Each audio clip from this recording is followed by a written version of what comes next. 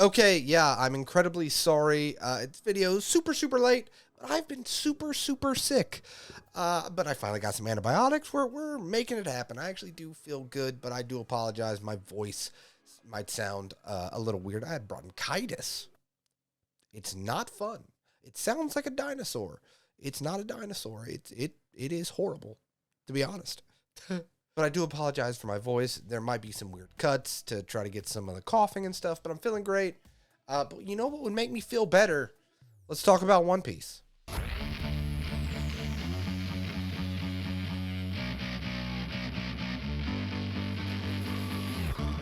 Okay, chapter 1073. If you don't remember, you should remember, because chapter 1072, we found out Stussy from CP0 clone. Buckingham Stussy from the Rocks Pirates, the mother of Weevil. Very important for this chapter that happens in 1073. All right, there are a lot of good moments. One, we do find out, and do you think this is the person that Vegapunk called was Stussy? Because we find out for 2 decades. That's probably older than some of you. It's 20 years Stussy has been working with Vegapunk. But is she the one he called earlier in this arc? I don't know. I can see that it would be her. Like, that would make sense. But man, you remember when we didn't know if in fact it is Stussy, right? And we do know. I still am holding out hope that it's not Stussy. But I was like, Sabo would be cool. There's so many theories, and I think that phone call, Oda does not do things mysterious on accident. We 100% know this at this point, right? It's never by accident, and I think that phone call, the paneling, everything about it was so mysterious, there was a reason for it. That she is working for Vegapunk is kind of like, whoa, no one saw that coming. Because even last chapter, you just thought that she had turned, right? But to find out Vegapunk actually kind of set all this up, it makes sense that it's her on the phone call. But I know it might not make sense. Let me know what your thoughts are in the comments down below. But what if there's someone else in Vegapunk's, pocket? That would make a very interesting story, especially if it's somebody we know. Another very cool moment. I smiled when this moment happened. Zoro comes face to face with the Mihawk Seraphith. And he's like, dude, you're kind of even more human than him. One, I said it before. I will say it again. Are we ever going to see the full training Zoro went over with Mihawk? I would read a whole, side story manga on that. We've gotten a little bits and pieces, but are we ever really going to see how deep that relationship goes? Because to me, if we talk about, and this could be in a video in and of itself, if we talked about the relationships of characters in One Piece, Mihawk and Zoro is up there in the top relationships of One Piece characters that I want to know the most about. Even when I get excited, I feel like my voice, really, it sounds, I promise you, I did not smoke a carton. You know what I mean? Boy, I apologize. This is probably a horrible video to listen to. Thanks for always giving my content and stuff a chance. And I really am sorry about this. I am feeling good. That's why I'm recording. If I wasn't recording, I wouldn't do it. But my voice, I don't know how long this is going to be like this. Is this forever? Is this what I sound like forever now? Is this? Oh, no. No, it's got to come back, right? Please let it come back. So on Egghead Island, we have the Zoro running into the Seraphith of Mihawk. We have the Stussy stuff, and then obviously Luffy is looking for Vegapunk and Bonnie because he cannot get off the island without Vegapunk. It's the whole point that all this is going on. That's kind of where we stop in this chapter with them. So this is what I really want to talk about in this chapter. And you guys said in the comments of the last video, right? And this, it's kind of weird that you called it Weevil. Let's talk about Weevil specifically. Buckingham Stussy, we already know, is what Stussy was cloned from. And this is what I said when Oda introduced clones. Boy, he opened up a lot of possibilities. I don't even know. He knows. He's smart enough to know, but so many, right? And you start looking at every character like, oh, hold on. I don't trust you. Not you, buddy. Not you, friend. Zoro.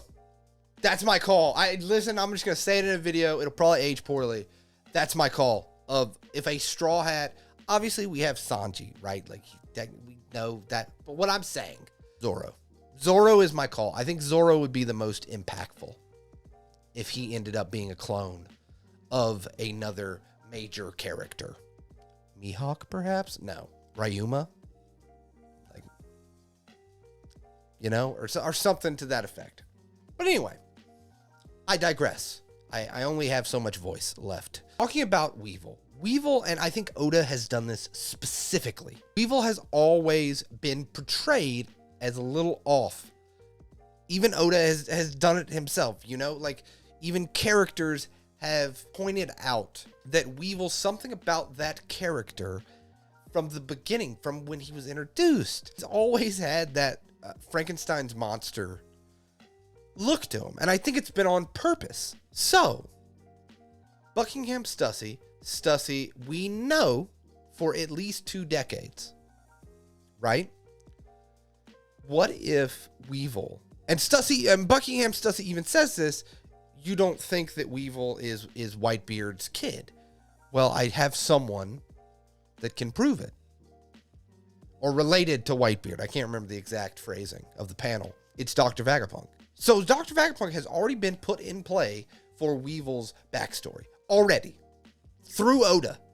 Through the writing. What if Weevil was one of the first clones that Vegapunk kind of messed with? Would make sense? Would give him his look where he looks like Whitebeard, but if Whitebeard was just off by a smidgen, by a little bit, you know? But then again, right? Think about this. Has Oda really ever done anything blatantly from up front, from in your face? Not really. So I think because it would make so much sense, I don't think that's going to be the case. I actually think Weevil is going to be Whitebeard's kid. Does that make sense? I probably have talked to myself, and this is going to age poorly. I probably have talked myself out of actually what's actually going to happen, but I'm like, that makes too much sense for him to be like one of the first clones. He'll probably end up actually being Whitebeard's child. And then we are introduced to this character. I am pretty sure, let me know in the comments down below, called, hold on, let me read this, because it's a name. Saint J. Garcia Saturn.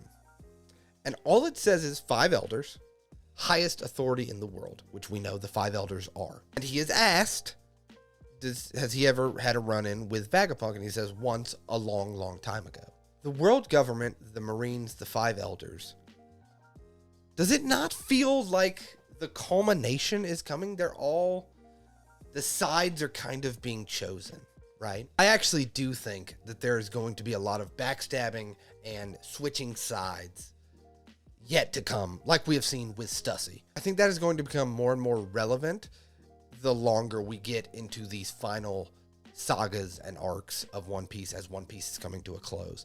I think it is going to be, and this is just a theory, I think it is going to be commonplace to see characters that we have known for 20 years, for 100 volumes, and we think they're on the Marines or the world government or even, you know, the pirates side of things, and see them turn.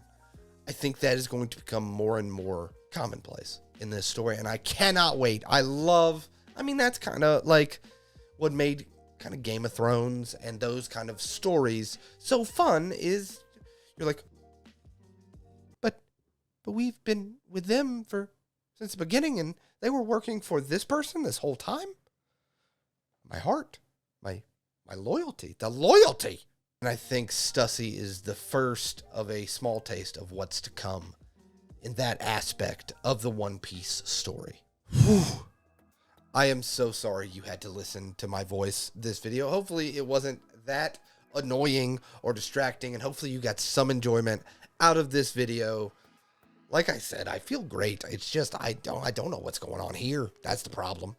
But I really enjoyed this chapter. I liked the little Stussy turn. I really liked Zoro facing off against the Mihawk Seraph. 5 elders coming into play, the Weevil of it all. It posed a lot of questions. The one thing I didn't like about this chapter, right? The one thing. It's another break week. Another break week. Why? Why? I understand, Oda. You know, you want to make the best story possible, and you want to take your time, and I want you to take your time, but it still hurts. Still painful. Not as painful as bronchitis. Again, sounds like a dinosaur. Horrible, horrible medical condition. I hate it. But yeah, let's talk about the chapter down in the comments down below. That's my favorite part about doing these videos, is talking with you guys in the comments. You guys are always the best.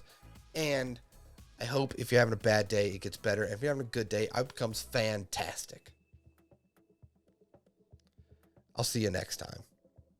Hopefully on time and not like 4 days late. I apologize. Thank you so much for watching this video. Well, you guys are the best. You guys are the best. All right. I'll see you next time.